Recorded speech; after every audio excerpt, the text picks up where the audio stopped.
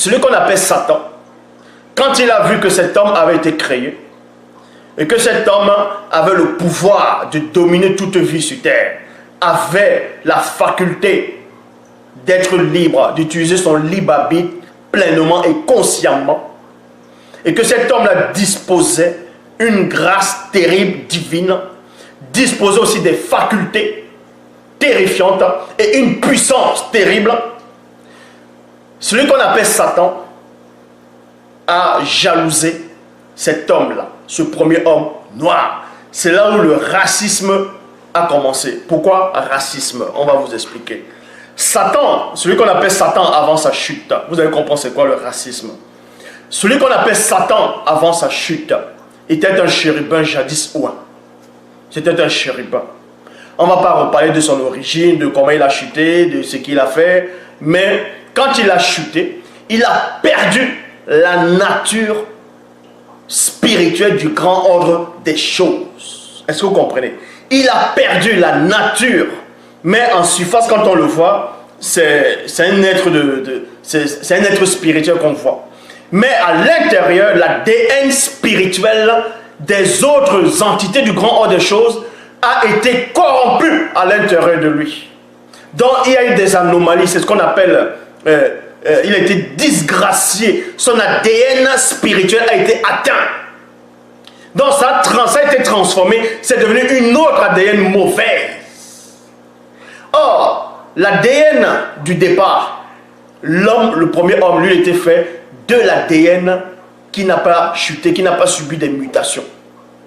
C'est pour ça que Satan, quand il a vu cet homme-là, vu qu'il n'était plus exactement de la même race, en tout cas par rapport à l'ADN spirituel de cet homme-là, des êtres spirituels et aussi de l'homme, c'est ce qu'on appelle le racisme. Donc il a détesté la race de l'homme.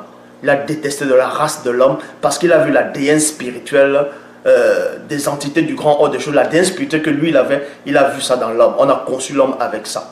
Le premier homme noir. Et vu que Satan n'était plus digne de cet ADN spirituel, lui maintenant, il a eu de la jalousie.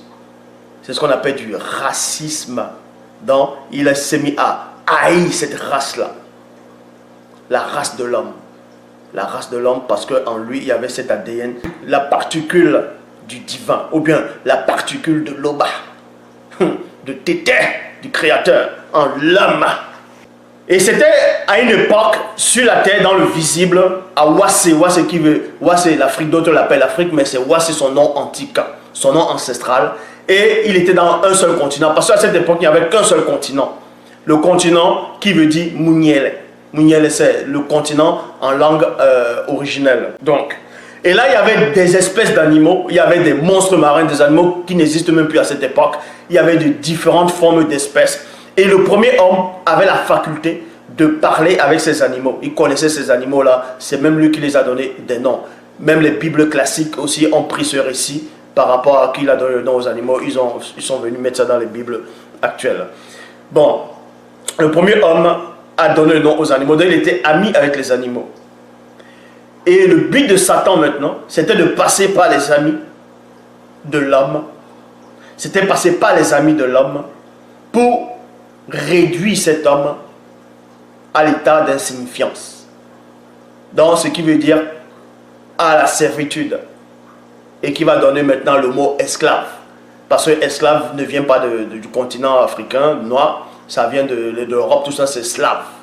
Mais le réduit en servitude. C'est pour ça qu'il est dit dans Origine, chapitre 3, verset 1. Origine, chapitre 3, verset 1.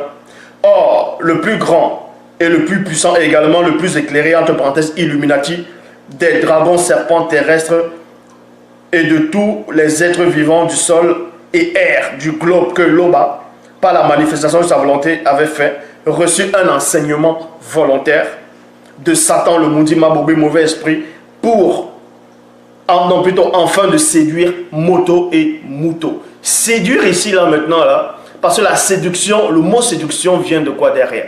Dans la séduction, c'était pour les rendre esclaves, mentalement, intellectuellement, moralement et spirituellement, afin que Satan puisse dominer réellement. Donc, pourquoi Satan, ce serpent-là n'a rien à voir avec le serpent hollywoodien qu'on présente, les serpents qu'on montre à l'image des faux témoins de Jéhovah, Adam et Ève.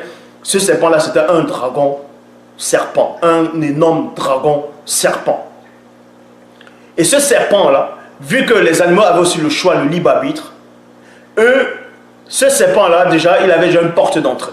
Parce que lui, on ne l'a pas créé avec une porte d'entrée. C'est par rapport à sa réflexion, par rapport à son analyse, par rapport à son état d'esprit, que ce serpent a compris qu'il y avait d'autres serpents, mais des monstres marins, les serpents dragons, qui dominaient sur les autres animaux, qui étaient plus puissants que les autres animaux. Donc, ce serpent-là jalousait déjà ces deux monstres marins. Et Satan avait vu cela. C'est pour ça que Satan est passé par ce serpent, parce qu'il avait une porte.